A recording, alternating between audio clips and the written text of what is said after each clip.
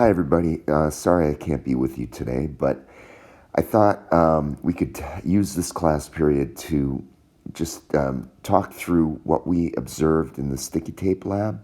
I know we did that during the last class, but I want to build on that a little bit. So we'll start where we were last time, and we're going to build from there. Okay.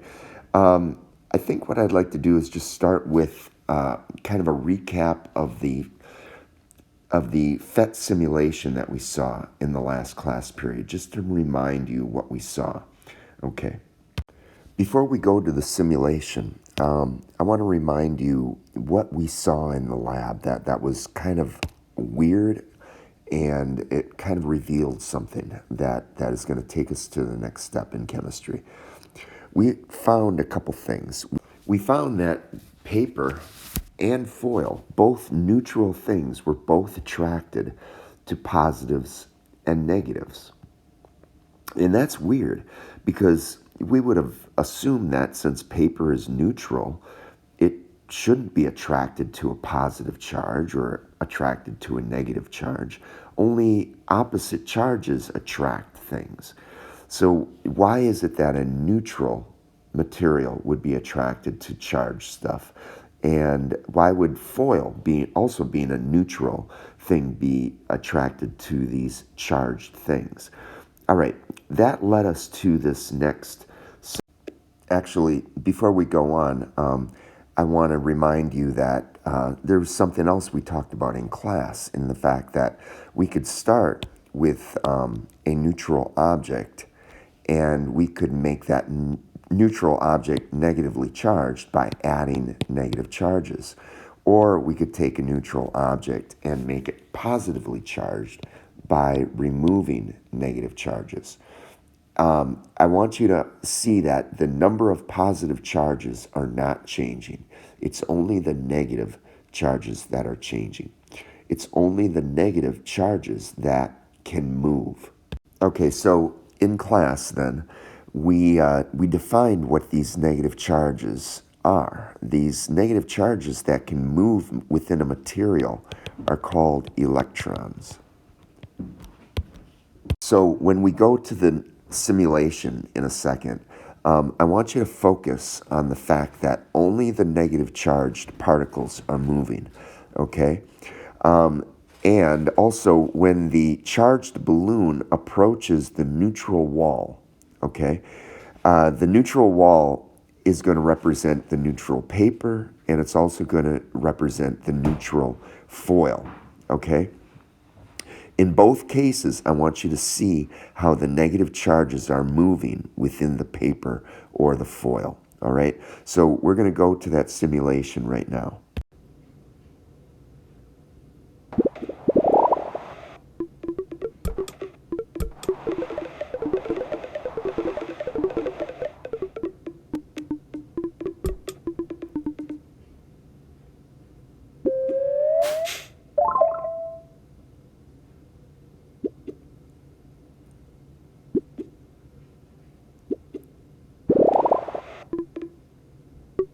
So notice what's going on with those electrons. And now you can see that the balloon is attracted to the neutral material. It's still neutral, okay? All right. One last thing about this simulation. It also reveals another thing that we learned about the difference between the paper and the aluminum. All right, so here's the fact that I really need you to get to. The aluminum metal was more strongly attracted to the charged material than the paper. What that means is that the electrons were more mobile in the aluminum foil. Since the electrons could move more easily, the charged material was more attracted to the aluminum foil. This reveals a really important fact that we're going to be reminded of over and over again. Okay, metals do not hold on to electrons very well, all right? The aluminum doesn't hold on to the electrons very well. So the electrons can move around within the aluminum more than in the paper, okay? We're going to find that, in fact, metals do not hold on to electrons well, but nonmetals do hold on to electrons very well. And I'm going to write that down. All right, you should really write this down somewhere. This is a very important fact. This is one of the most important things we got to in this lab. This is one of the most important observations we've made. And this is going to be reinforced in the next lab that we do when we look at conductivity of metals and conductivity or the lack of conductivity in nonmetals. So just reading through this, please write this down. Metals do not hold on to electrons well. Electrons can move easily within metals. Nonmetals hold on to electrons strongly. Those two facts are going to be extremely important to us as we're learning about this material in this unit. So this leads me to a very important scientist in the history of chemistry. His name was J.J. Thomson. He's actually the scientist that discovered electrons. He discovered electrons in the late 1800s, like, I don't know, somewhere around 1890 or something like that. And we'll talk more in class about how he did that. We don't really need to get into that right now. But that led J.J. Thomson to a new model of atoms, which he called the plum pudding model of the atom.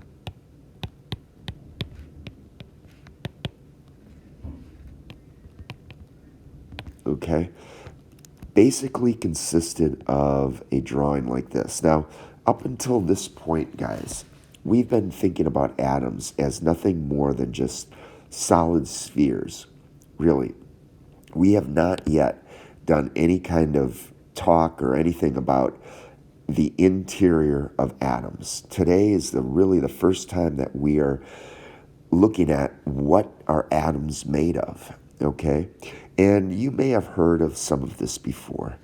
But basically, J.J. Thomson's model of the atom, he called it the plum pudding model. And plum pudding is kind of like a raisin muffin or something like that. You can imagine a muffin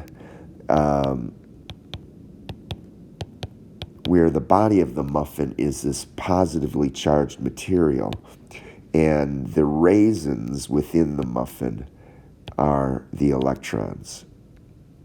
Let's see, 1, 2, 3, 4, 5, 6. 1, 2, 3, 4, 5, 6. I needed to keep the positives and negatives equal.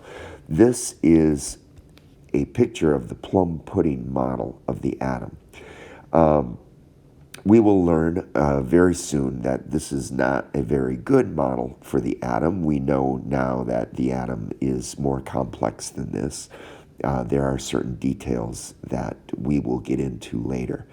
But we're going to use the plum pudding model to understand what it is that we saw in this lab, in the sticky tape lab. All right. So we're going to see in the next worksheet where this model of the atom would allow electrons to move around within it, okay? Where electrons might be able to move to one side of the atom, 1, 2, 3, 4, 5, 6, or to another side of the atom, okay? 1, 2, 3, 4, 5, 6. All right. And we might be able to see electrons moving to another side of the atom. All right. So electrons are mobile,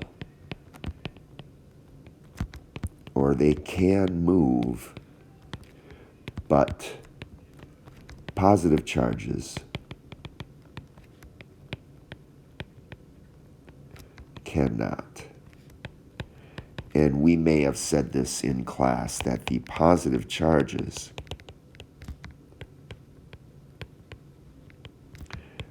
called protons. Okay, the negatively charged particles. Whoops. Okay, so really make sure that you've written this down in your notes. Okay, so we will be talking about protons and electrons a lot as we move forward. All right, let's go to the worksheet now. So you should have this worksheet in front of you now. This is in the binder. I really don't know which binder page it is, unfortunately, but I am going to quickly draw something here, and you should draw this in your worksheet as well. Okay, I'll be right back. Okay, what I just drew here are atoms of the top tape and the bottom tape. So this is the top tape. This would be a strip of top tape. This would be a strip of bottom tape. These are the atoms that make up the top and the bottom tape. And you can see that they are all neutral at this point. They are both neutral. They both have equal numbers of positive and negative charges. And each one of those circles represents a plum pudding model of the atom. Okay? Now, when these tapes came into contact with each other, the electrons were able to move around. All right? Remember, the positives don't move around. I'm going to draw what I mean by that in 1 second. What I drew here now, once those tapes were in contact with each other and we rubbed them together, some of those electrons moved into the bottom tape. So you can see that the top tape here has more protons than electrons. What I drew here is that some of those electrons moved into the bottom tape. And then when we quickly separated them, okay, we zipped them apart immediately, what we found was this. We found that when we quickly zipped those tapes apart, some of the charges that migrated into the bottom tape stayed there. And those charges, those negative charges, came from the top tape. So what we ended up with was a strip of tape that had a positive charge on the top and a negative charge on the bottom. Okay? This is how we're explaining how the tapes became charged. And you might remember that I remember that the top tape is positive because the plus sign looks kind of like a T. I mean, that's just a good way to remember that. So again, we started out with tape that was neutral. Okay. In fact, let's get rid of these things right there because honestly that could be confusing. I started out with neutral tape here and neutral tape there. We brought them together and that allowed electrons to be able to kind of flow in and out of these atoms. And then what we did is we quickly separated them, and it kind of locked some of the negative charges into the bottom tape, and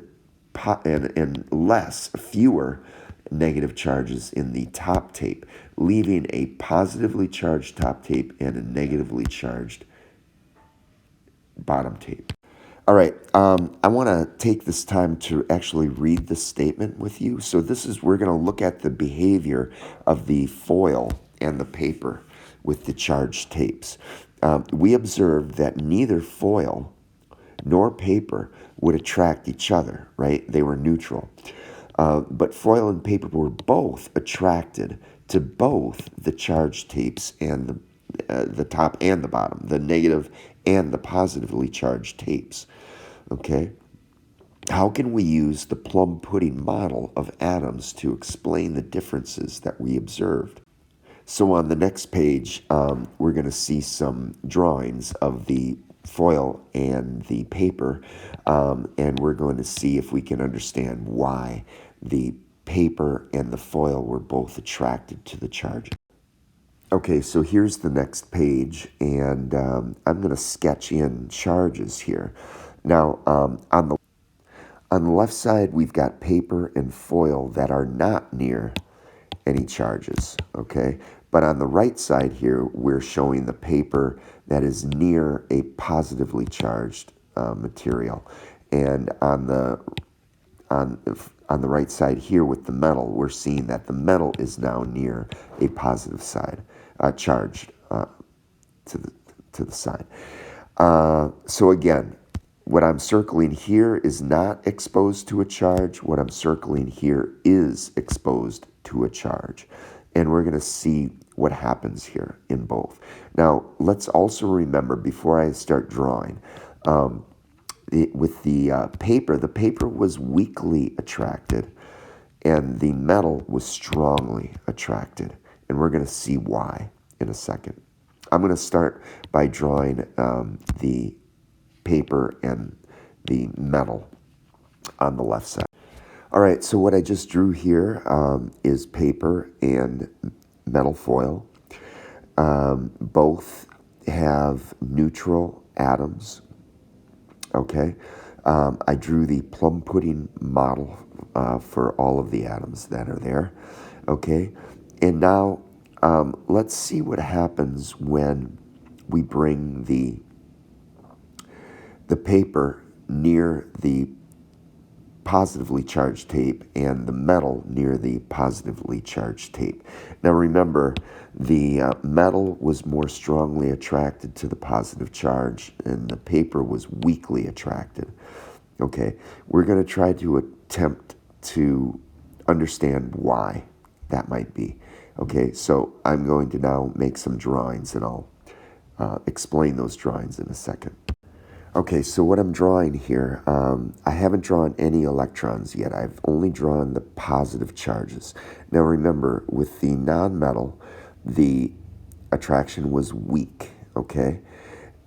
We understand that to be true in the fact that in non-metals, electrons can't move very much, okay? Non-metals hold on to electrons very strongly. So I'm drawing this intentionally like this. I'm drawing, you can see how I'm making the electrons kind of get pulled to just one side of those atoms, all right? Where on the left, they're all over the place, right? But here, they're being concentrated more to the side of the atoms, okay? The electrons are not able to leave the atoms, but they are able to get relocated to one side of the atom. And that is creating an attraction between the positive charge here and the electrons. Okay, again, the electrons are concentrated more to the side here. They're closer to this positive charge. And it's very much like what we saw in the simulation where the electrons could move, right? They could move within that simulation, but the positive charges could not. Now, how is the metal different? Okay, now I'm going to draw the electrons in the metal. And in the metal, the electrons can move between atoms easily, okay? So where I'm going to draw, let's see. So I drew 36 protons here. That means I'm going to need 36 electrons. But I am not going to confine those electrons to just one, to the atoms where they originated. They can move all over the place within this metal, and I'm going to show that to you now. So I'm going to count off these electrons as I'm drawing them.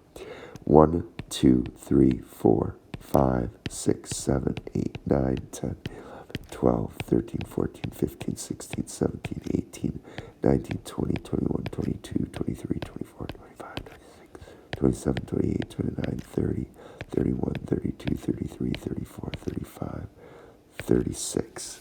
Okay? 36 electrons. And they have been shifted from this side of the material all the way to this side of the material. This is creating a very strong negative charge on this side. So there is a very strong attraction between the positive and negative charges. I hope that makes sense. Again, I want to contrast that with what happened with the nonmetal. Okay, we're looking at the nonmetal, and these electrons have not moved from those atoms, but they have moved within the atom. Okay, but you can see how the electrons were able to shift all the way to one side of this metal, and they were able to even leave the atoms where they were before. Okay? I'm hoping that this is clearing some things up and explaining to you why we see this big difference between metals and nonmetals. Again, so I wrote this out again. Atoms are holding onto electrons tightly with the nonmetal. Atoms are not holding electrons tightly in the metal. All right? We're going to see consequences of that in the next lab that we do. In the fact that we'll see that metals can conduct electricity very well. Why? Because the electrons can flow easily within a metal. Okay? Things like paper cannot conduct electricity because the electrons are not really mobile.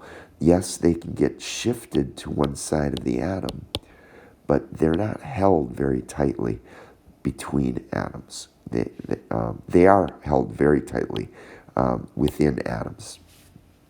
Okay, I hope that clears things up, and I'll see you next time in class.